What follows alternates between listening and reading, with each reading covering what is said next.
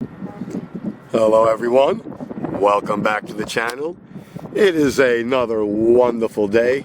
Such a beautiful day out. I thought it'd be a great time to do some landscape photography. Beautiful weather. Kind of a little more difficult here in Florida to do landscape photography than other places because it's so flat. But if you put your mind to it, you can achieve anything. So let us show my part of the world through photography. That's what landscape photography does. It helps show different aspects of our world. Well, let me stop talking and let's get to it. So landscape photography, why so important? Well, it is one of the original forms of photography. Landscapes is one of the biggest selling pictures you can take. Like every hotel room and restaurant you go. And also it helps share your part of the world with others who may not have a chance to see it and experience how beautiful where you live and what topography your particular country has to offer. It actually serves a great purpose. You'll see that many photographers really levitate towards landscape photography because it is easy.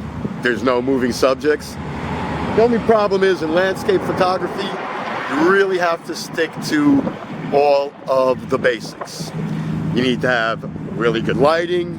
You need to have really good subject matter. You need to pay attention to your leading lines. There are so many things in play. Your exposure, your shutter speed. Well, shutter speed not so important actually at all, but all the other things in the realm really have to be on point. Otherwise you have a pretty dry, flat, dull looking picture, which is what you're really trying to avoid. So number one, I think, is locating an area that has excellent topography. Some hills, maybe a rock formation, man-made wall of stone, something you can follow the terrain with when you line up your shot, some shadows, maybe facing the east or west, mainly your subject, so this way you can get a really good sunrise, sunset feature going with that. But all in all, landscape photography really requires all of your skills being on point. So, there's a few things you're going to need for successful landscape photography. 1, good landscape. 2, wide angle lenses, as wide as you can get them. 15, 20, 35. You really don't want to go above 50 because it's just too tight. So the wider the angle lens, the way better shot you get. Also, you definitely want to be utilizing your tripod on this one. Movement, vibration, even the wind can just screw up a beautiful shot, and you won't know it until you get back to the lab and start running stuff through your computer and looking at it. So believe me, tripod. I try to always shoot everything from a tripod, but you know, you have to have talents with your hands. But for landscape photography, a heavy tripod that will resist vibrations from wind, noise, I mean almost anything. But these are the essentials to getting a good shot. Weather, cloud cover, all play into it. Like I said, landscape photography is going to be one of the most intensive technique photographies that you'll ever use. Well, you know, do as far as, you know, your skill set. Because otherwise you get a very bland, very boring, feels like you really wasted a lot of time shot.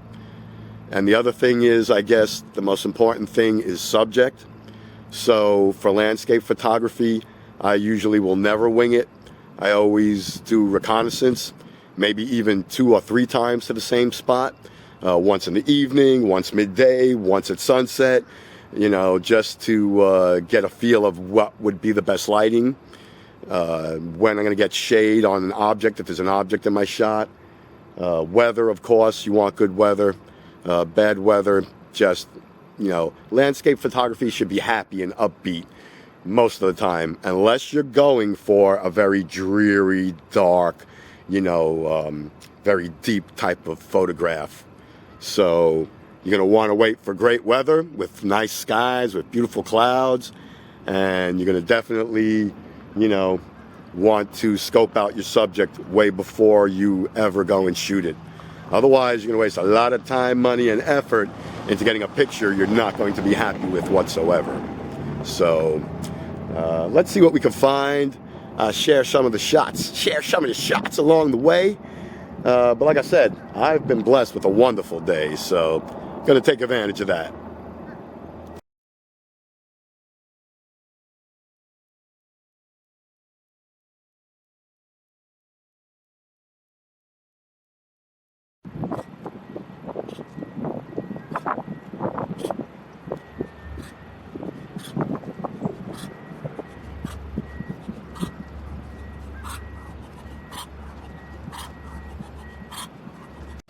Duck attack!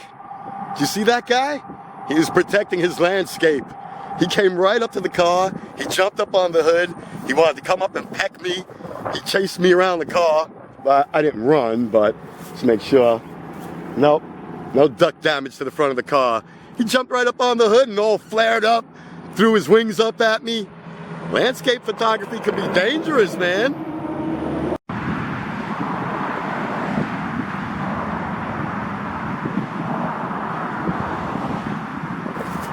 So, landscape photography, really rewarding, a lot of hard work. You need to be on your game. Oh, look at this guy come join us in the back. This is one of the reasons I love coming out to the farmlands in Florida. You get to see so many animals right up in your face. They are, super human friendly. It's an electrified fence, so I don't want them to get close, and I don't want to try to reach over and pet them. It won't turn out well for either of us. But like I said, it's one of the reasons I love landscape photography. It gives me a whole day to be outside in nature, just enjoy, the topography of the land, and to enjoy the animals that roam either on the farms or in the free meadows. It's one of the beautiful things about living here in Florida. We are really close to our nature. We really embrace our animals. Like I said, I would say out of the 9.5% of people that farm today, 3.5 or 4% of them are right here in Florida. We have strawberries, we have kumquats, we have beef, we have turkeys, poultry, you name it. We're a big agricultural state. Oranges, I don't know how I missed that one, but we grow things here. Animals, vegetables, food, people, a lot of different kinds of stuff. But after visiting my friend, it really made me want to, get a little piece of land and put an animal or two on it and maybe grow some vegetables of my own for, just self-preservation. Cut down on that bill, that food bill, and get back to our roots where our ancestors used to, make their living and barter with other neighbors instead of always having to use cash for everything. It would be nice.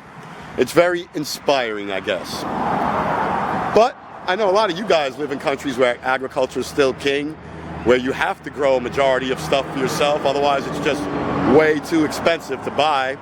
So let me know in those comments down below. Do you farm? Do you have a little plot of land, maybe a goat, a chicken or two, grow some vegetables, some carrots and potatoes, help supplement the cost of your food?